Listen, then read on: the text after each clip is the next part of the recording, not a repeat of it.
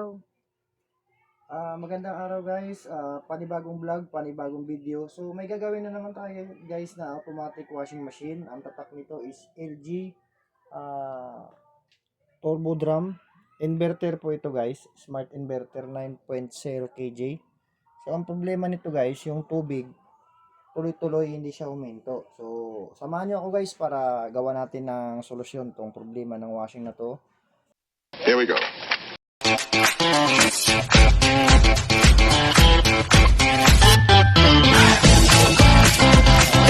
Gagawin natin to ngayon. So i-open natin guys. Ayan. Tapos set natin sa water level. Then start natin.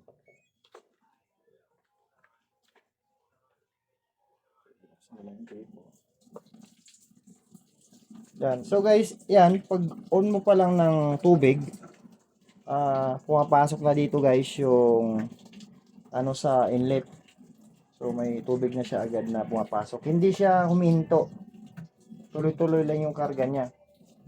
So titingnan natin dito sa likod kung okay yung supply niya para malaman natin kung saan talaga nanggagaling yung problema. Yan, kakarga siya.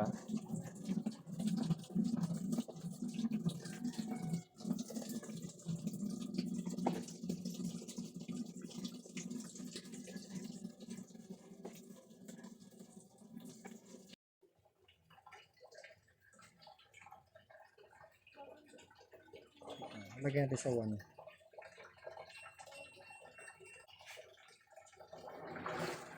Yan siya guys, umiikot na siya guys, pero hindi pa rin siya huminto yung tubig. So titingnan natin guys yung inlet nito kung may problema ba kasi may problema dun sa nagbubukas sara dun sa inlet, hindi na siya nagko-close.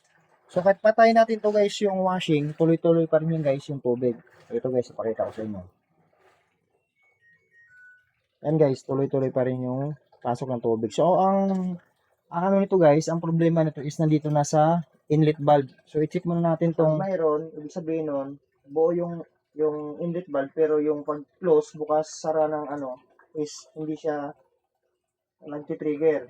So patayin ko muna yung gripo para tingnan natin dito sa likod yung supply nito.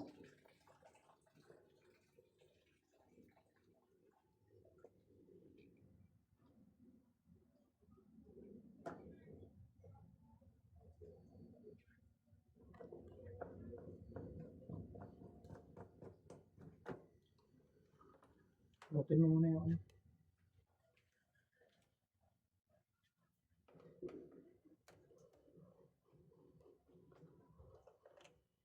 Hindi ako makakaano doon. Ito.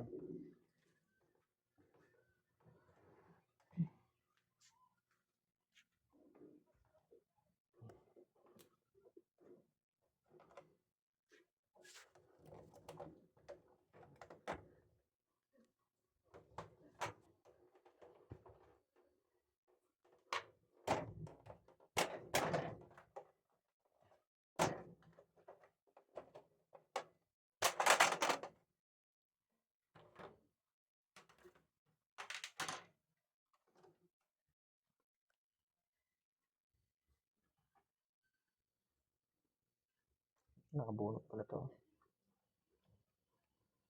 Ito guys, binunot ko na pala to. Pero para makita natin na ano, yung supply niya. Ibalik ko lang. So, pag may supply yan guys, tapos tuloy-tuloy pa rin yung pasok, ibig sabihin, okay naman to, kaya lang ang problema yung trigger nito. Hindi na siya active.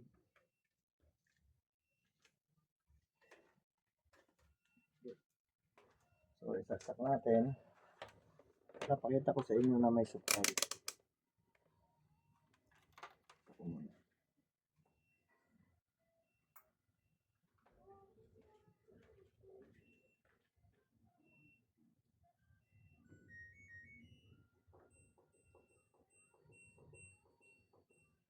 Ay, mali.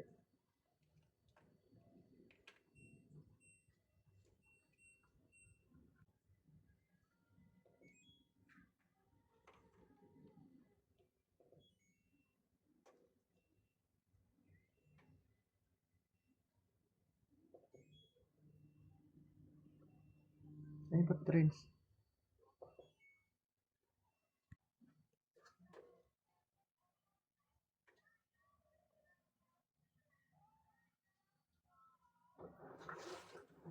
Ayan siya guys, ayan, naglalaban naman siya sa 1. Ilagay natin sa 2. Dapat kasi mawawala na dito yung trigger nito.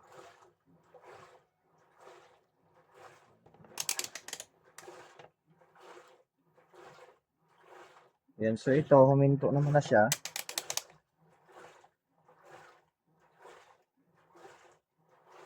Ayan, huminto na siya. So ito dapat, ilagay natin sa pagkarga.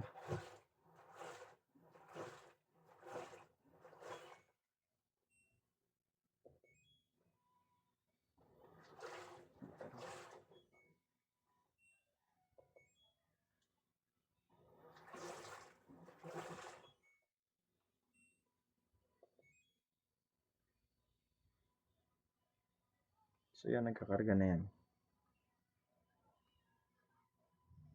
Yan, meron siyang ilang volts yan? 5 volts nga lang. 5 volts lang yung ano niya. So 5 volts lang yung ano niya, supply. Hindi siya umaabot ng 10. So ito guys, papalitan natin to. Bunutin ko muna. Papalitan natin. So yun guys, nakabunot na yan. Papalitan natin to.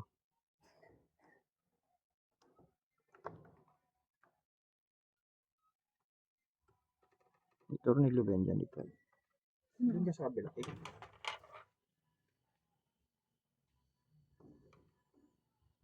Yan. Papalitan mo natin to guys bago natin ikabit yung hose.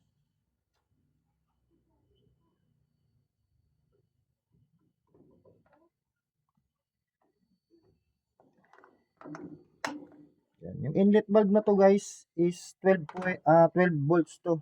Yan, makikita nito dito. Pakita ko sa inyo. Baka kasi mapalit nyo 12 to 20 volts. So ito ang bababa lang voltahe nito. 12 volts na to nakalagay dito. Ayan o. Napakalit lang, 12 volts. Ayan o, DC 12 volts. Yan. Ito siya sa baba guys. So ito, same sila dito sa ipapalit natin. Kailangan pag ipalit nyo, kailangan parehas din. Ganyan na ganyan din ang itsura niyan. Kasi yung dalawa. Kasi dalawa butas niyan. Ito rin siya.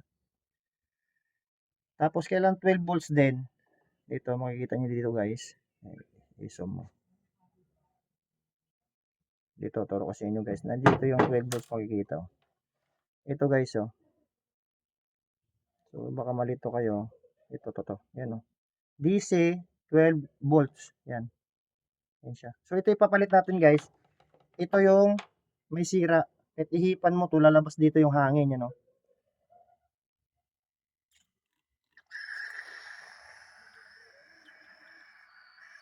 Yan, may hangin guys na pumapasok. Hindi pa yan nakasindi. Dapat hindi papasok yung hangin pag ihipan mo to. Yan, oh. Yan, wala. Hindi makakalusot dapat. So, ito yung sira. Yan, tandaan nyo guys, ito yung sira. Ito ipapalit natin. Yan, oh. Magkaiba yan, ha. Yan, malinaw yan guys. Ito pinalit natin. So, yan. Ano lang natin. Parang hindi pa yata magkatuma sa butas, eh.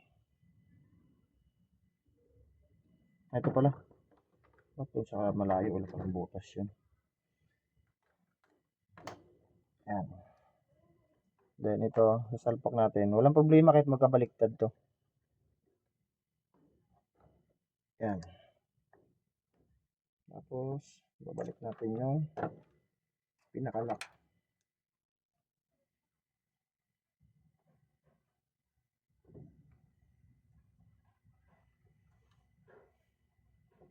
Yan. Ganyan lang muna guys, hindi ko muna isasarado yan kasi tatakpan natin. Ipapakita ko lang sa inyo na ito talaga yung sira niya.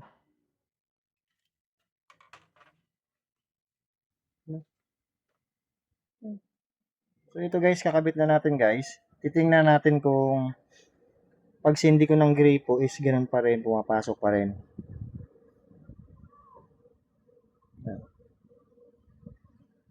Yan. Yan, tatanggalin natin ito para malinaw. So, itong cover guys, mamaya na natin ito ibalik pagka okay na tayo sa ano.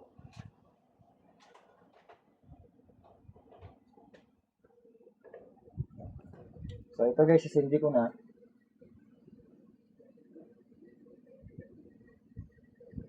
Yan guys, wala na. Hindi na siya pumapasok na nakapatay yung washing. Kanina guys, nakapatay itong washing.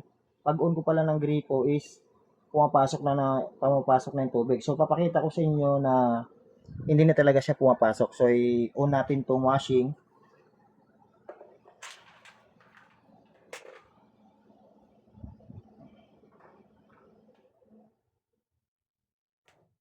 Ayun, magkano yung sa akin guys.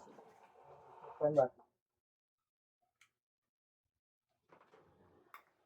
Then, so, power on. Then, wait lang ha. Kakargahan natin ng tubig. So, ilagay natin sa level 4. Ayan, pag on pa lang kanina guys, pag bukas ko ng gripo, papasok na agad yung tubig. So ngayon, wala na. So titingnan natin kung may pasok siya. Start.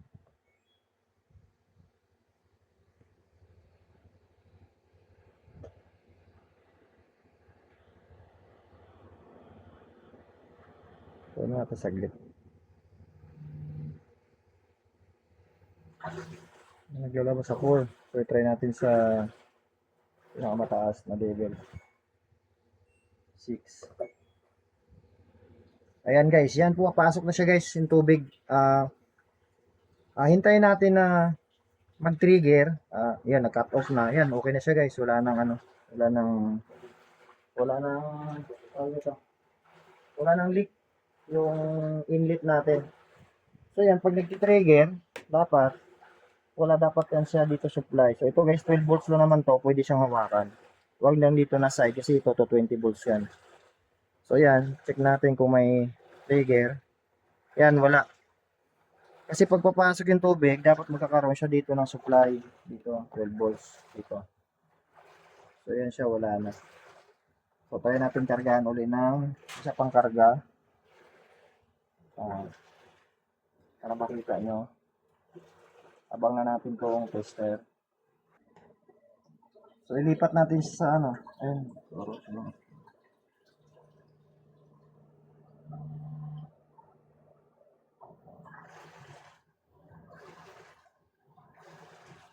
Try natin ilipat sa 6.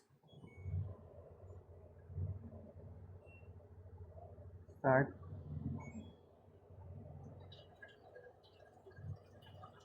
Wala supply.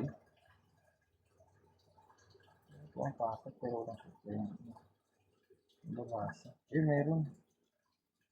Ilang pala ng ano ng plastic. Ayun guys, meron siya. 5 volts. Yung 5 volts lang yung ano, pumapasok pala dito na voltahe. Hindi siya maabot ng 12. Pero ang nakalagay dito sa ano niya guys, indicator dito sa likod is 12 volts. Siguro maximum lang. Yan, 5 volts lang. So napakatipid niya masyado.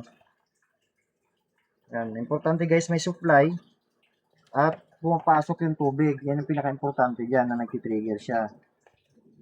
Ibig sabihin bukas sara yung ano niya, inlet. So hintayin natin uli na huminto pag nag-wash na siya. Natin saglit. Kasi napakain na ang tubig.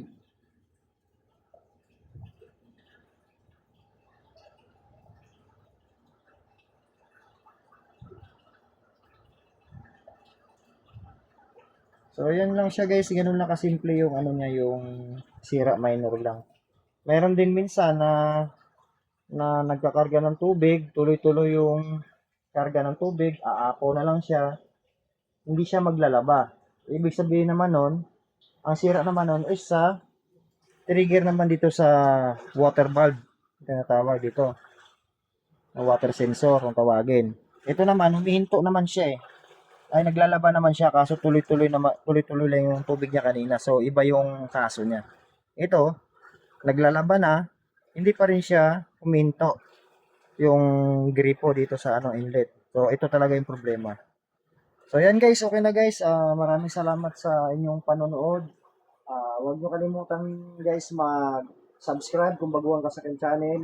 Mag-share na rin at mag-likes para marami pang makapanood sa ating ginagawang video sa ang bawat upload ko guys. Maraming salamat. God bless. Bye-bye.